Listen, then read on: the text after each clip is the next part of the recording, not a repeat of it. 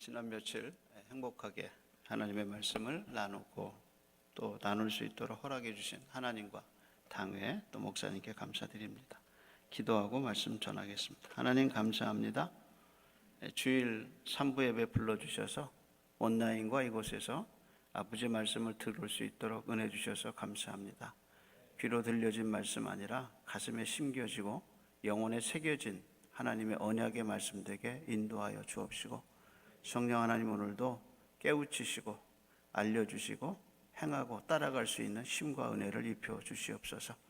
우둔하고 부족한 종의 입술에 성령 하나님의 기름 부음을 주시고 사랑하는 성도들에게 살아계신 하나님의 말씀이 전달될 수 있도록 성령님 심령의 문을 여시고 영광받아 주시옵소서. 예수님 이름으로 기도합니다. 아멘. 귀신 들린 아들을 데리고 와서 이 아들을 고쳐달라고 예수님께 찾아온 아버지 이야기는 몇 가지 특징이 있습니다. 첫째 특징은 분량이 많아요. 총 16절에 기록되어 있는데요, 이 이야기는 우리가 아는 것처럼 예수님이 변화산에 올라간 이야기 끝에서 시작돼요. 근데 변화산에 예수님이 변화된 이야기는 절수가 13절이에요. 그런데 변화산에 예수님이 창세 이전에 당신의 영광을 보여줬던 그 변화산의 이야기는 13절에 불과한데, 이 아버지가 아들을 데리고 와서 고침받은 이야기는 16절이에요. 따라서 두 이야기를 비교해 볼 때 이 이야기가 얼마나 중요하게 다뤄졌는가 하는 것을 우리가 알 수가 있습니다. 첫째는 분량이 길어요. 두 번째는 이게 마가복음에서 마지막 귀신 축출의 이야기라는 거예요. 마가복음을 보면 마가복음 1장에 예수님이 회당에서 귀신 들린 자를 고치셔요. 그래서 마가복음 7장에 수로보니게 여자의 귀신 들린 딸을 고치셔요. 그러니까 7장에서 수로보니게 여자의 귀신 들린 딸을 고치셨는데, 이제 9장에 와서는 아들을 고치셔요. 귀신 들린 아들을 고치셔요. 그래서 딸과 아들의 공통적인, 그래서 비교가 되는 이야기가 되는 거예요. 그래서 1장부터 예수님이 7장까지 귀신 사역을 계속 하셨는데, 오늘 본문에 이 아들을 고친 이야기 다음에는 마가복음에 더 이상 귀신 축출 이야기가 없어요. 그래서 예수님이 이 귀신들과의 영적인 싸움을 비유하신 게 마가복음 3장의 세간 이야기입니다. 예수님 말씀하시기를 사람이 먼저 강한 자의 집에 들어가 강한 자를 결박하지 않고는 그 집안의 세간을 빼낼 수 없다 그랬어요. 여기서 강한 자의 집은 세상입니다. 강한 자는 사탄입니다. 근데 더 강한 자가 오셔서 강한 자의 집에 있는 세간을 빼내신다고 그랬어요. 그 세간이 누구냐? 귀신 들려 있는 사람들이에요. 그래서 우리가 이 세상 집에 마귀의 권세 아래에 있는데, 더 강하신 예수 그리스도의 권능이 임해서 십자가의 보혈로 우리를 마귀의 권세에서, 사단의 나라에서 하나씩 구원시켜 주시는 역사, 그것이 마가복음 3장의 세간 이야기 속에서 들어가 있다는 겁니다. 이런 분명한 목적으로 예수님은 마가복음 1장부터 7장까지 귀신들과 전쟁을 치르셨어요. 그런데 이 사건 이후로 더 이상 귀신을 쫓아내는 이야기는 마가복음에서 사라져요. 이런 이유에서인지 몰라도 예수님이 이 귀신을 쫓아내시면서 맨 마지막에 뭐라냐면 다시는 들어가지 말라 하고 완전히 종지부를 찍는 이야기를 예수님이 하셔요.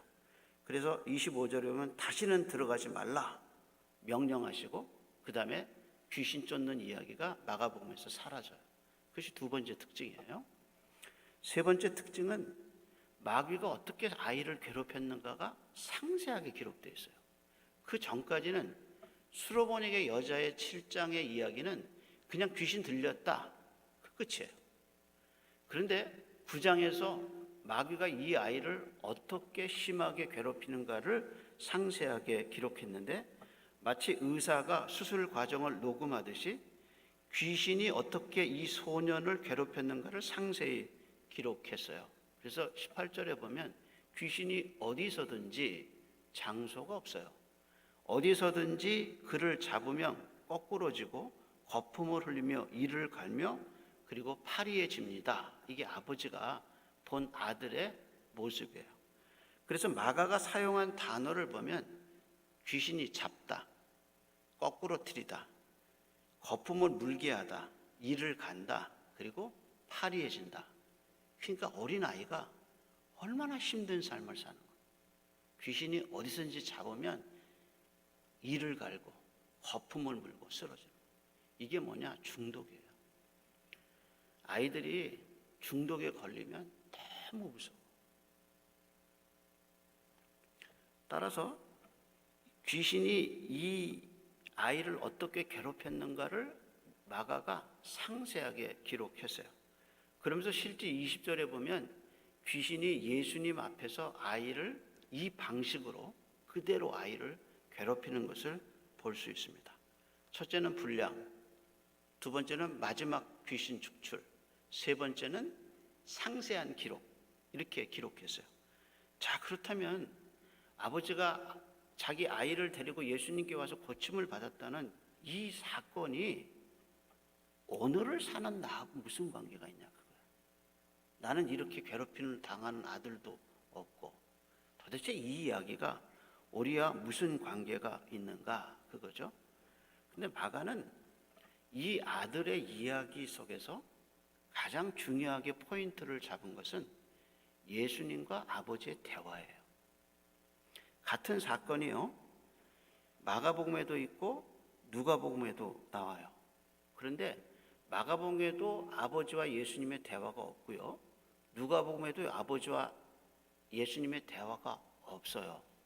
근데 마가만 예수님과 이 아버지의 대화를 상세하게 기록했어요. 그래서 14절에 보면 예수님과 세 제자가 산에서 내려오고 남은 제자들은 서기관을 포함한 무리와 변론하고 있었어요.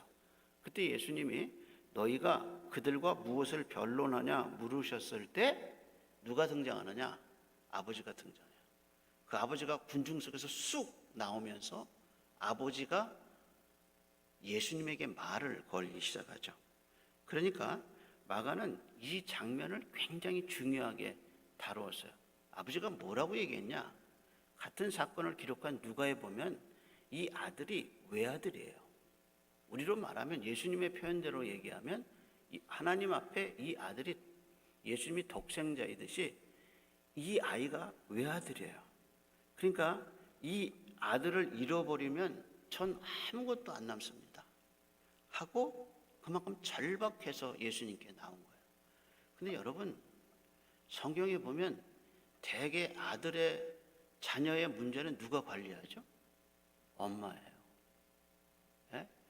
우리가 야곱과 에서의 이야기에서 야곱이 그 엄마하고 친한 이유가 뭐냐? 장막에서 같이 지냈기 때문이다. 그렇게 얘기해요. 유대인들은 이름을 지을 때 엄마가 짓는 경우가 많았어요. 그래서 한국 남자들 아들을 어떻게 크는지 잘 몰라요. 그렇죠? 우리 1세대. 그냥 아들이 어떻게 되는지 잘 모르고 밖에서 일하고 돈 벌고 아이들은 주로 누가 키우느냐? 엄마가 키웠어요. 근데 여기서는 엄마 얘기가 안 나오고 아빠가 아이를 데리고 와요. 그 말은 이런 추론이 가능하죠. 엄마 손을 넘어간 거예요. 엄마가 어떻게 해볼 수가 없어요. 그래서 아빠가 등장한 거예요. 그래서 아빠가 이 아들을 데리고 이 힘으로도 거품 물고 쓰러지고 파리해지고 이런 아들을 엄마가 관리할 수가 없는 거예요. 그래서 이 아버지가 아들을 데리고 예수님께 나왔다는 거예요. 그래서 아버지의 입장에서 예수님을 찾아온 이유는 딱 하나예요. 이 아이를 좀 어떻게 좀 해보고 싶은 거예요. 다시 말해서 이 아버지에게 덫은, 인생의 덫은 뭐냐? 이 아들이에요. 덫이라는 것이 움직이면 움직일수록 덫에 갇힌 사람은 괴로워요. 가정에 자식 문제 딱 걸리면 몸부림치죠. 어떻게 해서든지 해보려고 애를 쓰죠. 고함도 지르고 때로는 폭력적인 언어도 쓰고 행사를 해보죠. 근데 움직이면 움직일수록 관계가 심각해지는 게, 그게 뭐냐? 인생의 덫이에요. 그러니까 이 아버지가 인생의 덫에 걸린 거예요. 꼼짝을 못해.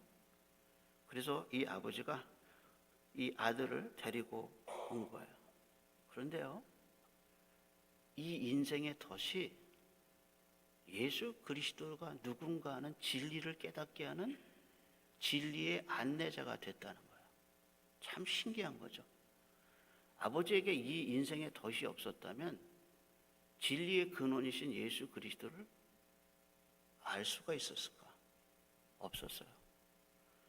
따라서 우리는 이런 생각을 하게 되죠. 내가 인생의 덫에 걸려서 꼼짝 달싹을 할 수 없는 상황 속에 인생이 갇힐 때가 있어요. 그럴 때 우리는 몸부림치죠. 그걸 내가 해보려고. 그런데 시편 기자가 뭐라고 말했냐? 이렇게 말했어요. 고난당하는 것이 내게 유익이라. 이로 말미암아 내가 주의 율례를 배웠다. 따라서 내가 어떻게 해볼 수 없는 인생의 덫이 내 인생에게 찾아왔다. 그럴 때는 몸부림치기보다 견디는 거예요. 이 과정을 주님이 아실 거다. 주님이 뭔가 뜻이 있을 거다 하고 견뎌내는 거예요. 근데 이 아버지가 아들을 데리고 왔을 때 뭐라고 얘기했나 한번 보세요. 그 장면을 한번 보겠습니다. 17절입니다. 한번 확인해 보세요. 17절에 뭐라고 그랬나? 무리 중에 하나가 대답하되 선생님, 말 못하게 하는 귀신 들린 내 아들을 누구께 데려왔어요? 누구께 데려왔어요? 17절 보세요. 무리 중에 하나가 대답하되 선생님, 말 못하게 하는 귀신 들린 내 아들을 누구께 데려왔어요? 그렇죠. 이 아버지가 예수가 누군지를 잘 몰라요. 그래서 예수님께 나와서 뭐라고 그랬냐면 내 아들을 선생님께 데려왔습니다. 선생님, 랍비 선생님, 내 아들을 다른 사람들처럼 좀 고쳐주십시오. 이게 인생의 덫에 걸린 사람의 특징이 뭐냐면 그 인생의 덫만 해결하고 싶은 거예요. 그런데 이 인생의 문제를 해결해 주시는 예수 그리스도가 누군가에는 관심이 없어요. 정말 이민 살면서 힘들고 어려워서 정말 교회라도 한번 나가보자. 또 친구가 옆에 있다가 너 한번 교회 나가봐라. 교회 참 좋다. 그래서 교회 나와서 있는데 다른 건 아무 관심이 없어요. 뭐냐? 내가 지금 갖고 있는 문제만 해결을 되는 거예요. 그게 뭐냐? 이 아버지 마음이에요. 예수가 누군가는 관계가 없어요. 그 예수가 내 아들만 고쳐주면 되는 거예요. 이게 이 아버지가 갖고 있는 인생의 덫의 진정한 모습이란 말이에요. 그래서 선생님께 내가 데려왔습니다 라고 말하죠. 근데 이 아버지의 절박한 믿음이 이 절박한 요구가 꺾여요. 왜 꺾이느냐? 그 이유는 제자들이, 누구의 제자가? 선생님의 제자들이 고치지 못했습니다 라고 말하죠. 18절에 이렇게 했어요. 내가 선생님의 제자들에게 귀신 쫓아달라고 간청했으나 그들이 능히 하지 못했습니다. 그러니까 생각해 보세요. 정말 어렵게 자기 아들을, 귀신 들린 아들을 끌고 와서 예수님께 왔어요. 근데 예수님이, 제자들이 그걸 못 고쳤어요. 그러니까 뭐냐? 실망감이 찾아오죠. 실망이 뭐냐? 바라던 일이 뜻대로 안 될 때 우리에게 생기는 정서적 상태가 뭐냐?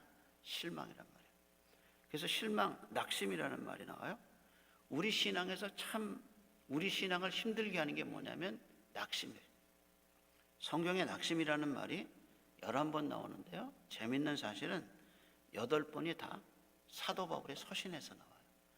그 사도 바울의 서신 8번의 낙심이라는 말이 나오는데 특별히 그게 고린도 후서 4장에 집중적으로 낙심했다는 말이 3번 나와요. 예를 들면 4장 8절에 우리가 답답한 일을 당하여도 낙심하지 아니하였다.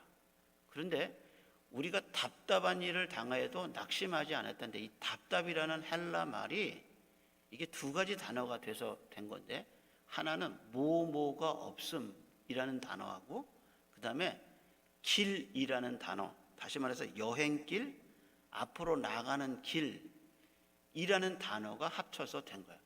그러니까 답답함이 뭐냐? 나갈 길이 없어진 거야. 그럴 때 어떡하냐? 답답한 거야.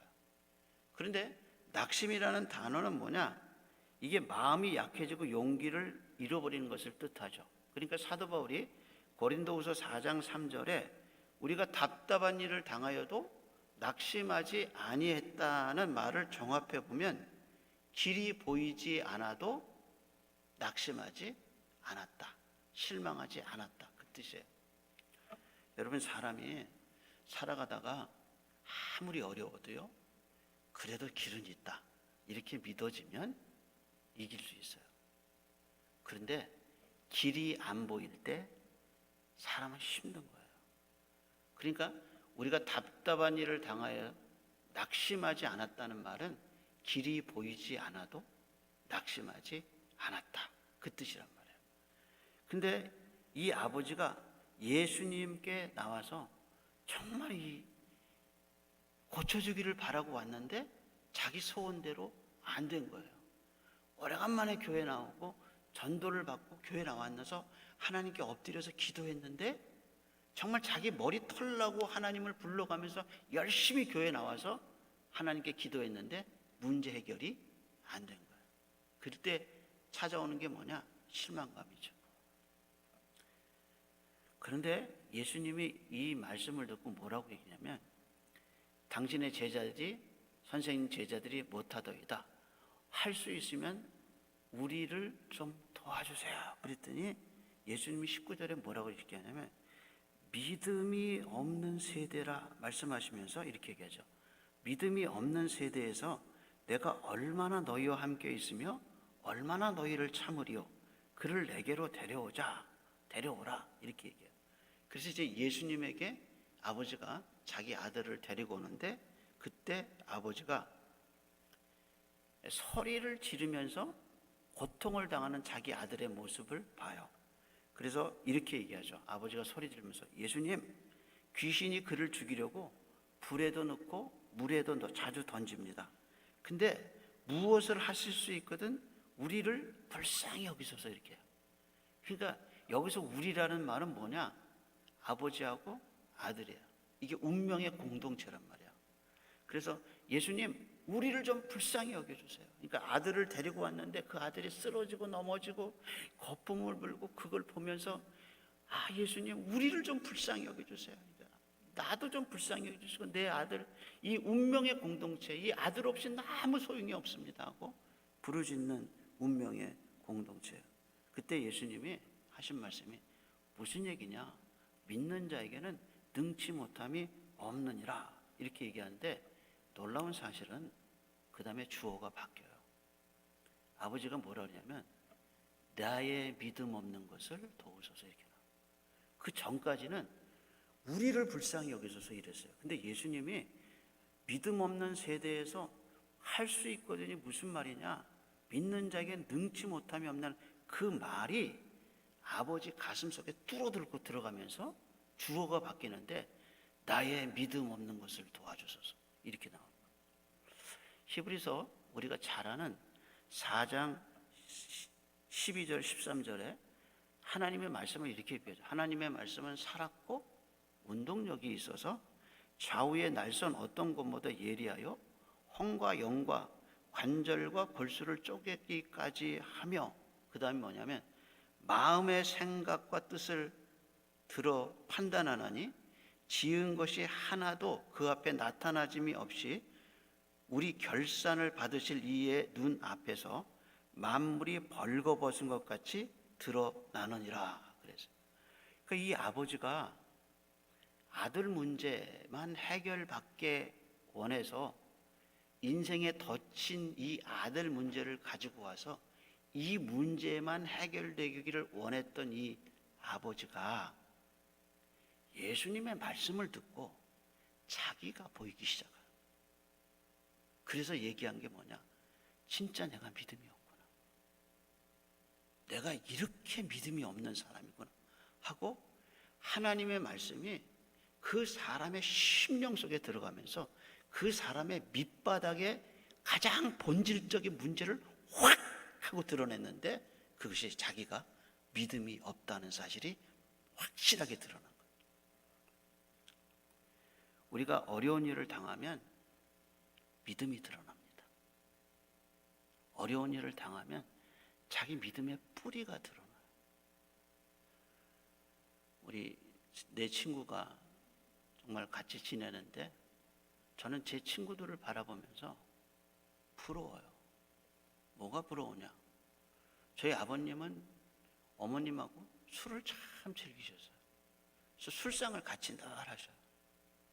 근데 저희 아버지하고 저희 어머니가 집안 식구들하고 몰라서 술을 막 드시고 재미있게 인생의 노래를 부르면서 번지 없는 주막을 부르실 때 저 아버지들은 교회에서 엎드려서 헌금 드려가면서 엎드려서 주님의 일을 했단 말이에요.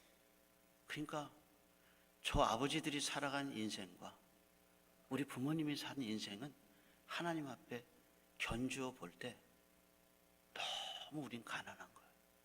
제가 예수 믿고 나서 나는 우리 집이 너무 가난한 거야. 영적으로 자식을 위해서 기도해 본 적도 없고 예배를 드려본 적도 없고 그 집안 양쪽 집안에 11조라고는 헌금이라고는 드려본 기록이 없어. 그런 집안에서 제가 예수 믿게 됐는데 그러니까 집안에 제가 느끼는 게 뭐냐? 가면 갈수록 느끼는 게 나는 뿌리가 없구나.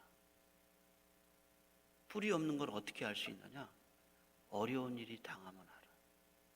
같은 교역자가 돼서 전도사 생활하고 목사 일을 할 때 예수님의 비유에서 4가지 밭 중에 돌짝밭의 비유를 하시면서 들을 때는 말씀을 깊게 기쁨으로 듣지만 그 다음 말이 뭐냐? 뿌리가 없어서 곧 마르니라. 근데 제가 저를 보니까 저 친구들하고 비해서 저는 뿌리가 없어요. 어떻게 알 수 있느냐? 무슨 일이 생기면 걱정부터 생겨요.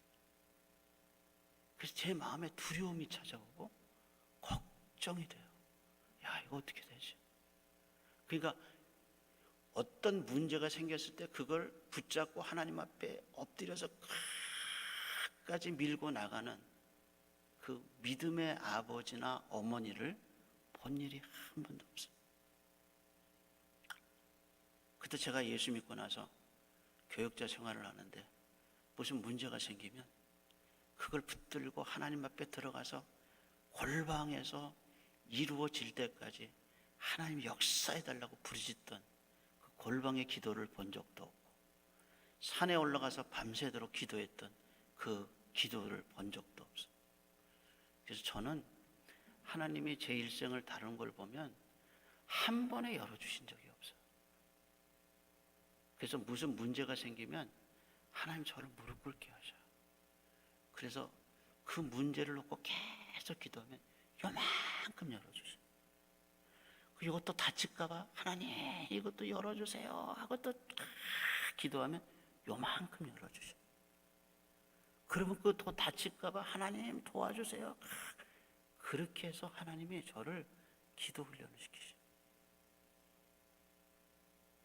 그러니까 점점 가면서 제가 어려운 일을 당할 때마다 내가 믿음이 없다는 게 제 현실로 보여요. 믿음은 언제 드러나느냐? 당신이 어려운 일을 당할 때. 그때 당신의 뿌리가 어떤 뿌리인가를 드러나요. 이 아버지가 이 문제만 해결하면 왔는데 문제는 문제가 아니라 자기가 문제라는 거예요. 그래서 소리친 게 뭐냐? 나 믿음 없는 것 좀 도와주세요. 예수님. 내 믿음 없는 것 좀 도와주세요. 하고 자기 자신을 보기 시작했다는 거예요. 여러분, 가장 위대한 건 그거예요. 내가 믿음 없다는 사실을 내가 알게 될 때 그게 진짜 믿음이에요.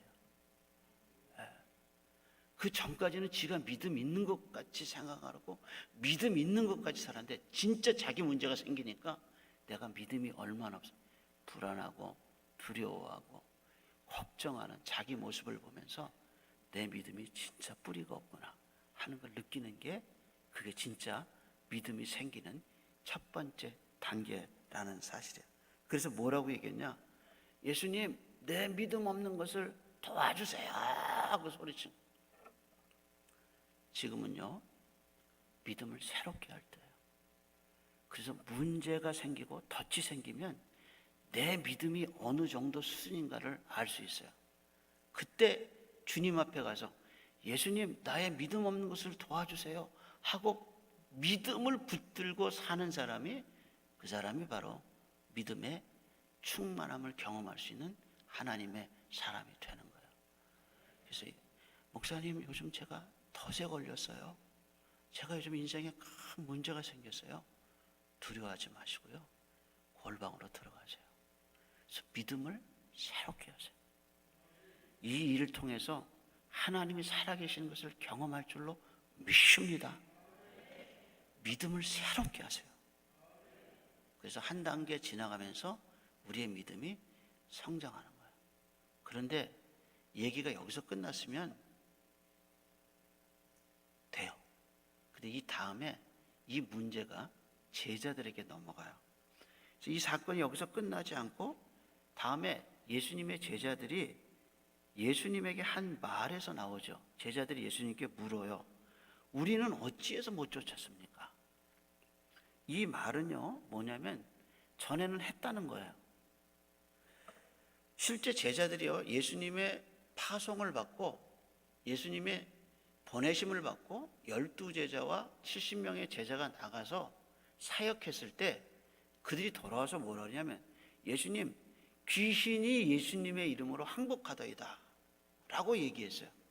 그러니까 그런 경험이 있기 때문에 병자도 고치고 귀신도 쫓아냈던 경험이 있었기 때문에 이 아버지가 아들을 데려왔을 때 되든 거예요. 그런데 못했단 말이에요. 그러니까 뭐라고 말했냐? 왜 예수님 우리는 못했습니까? 라고 물어본 거예요. 근데 여기에서 이 사건을 분석한 설교자가 마르틴 로이드 존스 목사님인데, 그는 이 부분을 이렇게 해석했어요. 제가 그대로 읽어드릴게요. 주님은 이것을 이런 종류라고 지칭하셨다. 그들이 지금까지 손을 대서 성공을 거둔 종류와 이런 종류가 서로 다르다고 말씀하셨다. 말하자면 이 귀신과 저 귀신의 차이가 있다는 거다. 악의 나라도 등급이 있고 위계 질서가 있다. 예수님은 이번 귀신은 그런 귀신들보다 더 강하다고 말씀하신 거다. 이것은 완전한 다른 종류이기 때문에 훨씬 더 큰 문제가 있는 거다. 그러니 우리는 멈추고 이런 종류가 무엇인가 생각해 본 적이 없었다. 우리 앞에 있는 이런 종류가 어떤 것인지 깊게 생각해 봐야 한다. 성급하게 활동하기 전에 명확한 진단을 내리는 것이 얼마나 중요한지 알아야 한다. 그러니까 로이드 존스의 말은 뭐냐면, 제자들이 지금까지 다루었던 귀신과 요번에 만난 귀신은 다르다는 거예요. 그러니까 전에 했던 그것 갖고는 이 귀신을 상대할 수 없다. 이것이 로이드 존스의 말이에요. 근데요, 바이러스 코비드19를 지나가면서요, 한국 교회도 그렇고 교육자들도 그렇고 지금까지 이런 종류를 만나본 적이 없어요. 그러니까 모든 교회가 당황하고 모든 사람이 당황하고 저도 어떻게 해야 될지를 모르겠어요. 이거 어떻게 해야 되나? 따라서 이런 공격이 처음이기 때문에 성급하게 뭔가 결정하기 전에 우리는 이런 종류의 뜻이 무엇인가 깊은 묵상이 필요하다는 거예요. 그래서 로이드 존스는 여기서 이런 제안을 해요. 뭐라고 그가 제안했냐면 이렇게 얘기했어요. 우리는 이것을 알아야 합니다. 사무치도록 절실하게 느껴야 합니다. 뭘 느껴야 되느냐? 이렇게 얘기했어요. 이 권위, 이 사명, 이 능력과 힘과 권능이 없이는 어떻게 성공할 수 있겠냐고 스스로 자문해야 합니다. 우리 자신이나 우리의 모든 방법, 조직, 모든 요령에 대한 지나친 자신감을 버려야 합니다. 그리고 이렇게 얘기했어요. 그렇습니다. 우리에게 필요한 것은 사람의 영혼에 들어가는 그것을 깨부시고 낮추시고 새롭게 하는 능력이 필요합니다. 다시 말해서 살아계신 하나님의 능력이 필요합니다. 이제부터는 그 능력을 구해하고 능력을 달라고 기도해야 합니다. 이런 종류가 바로 기도가 필요합니다.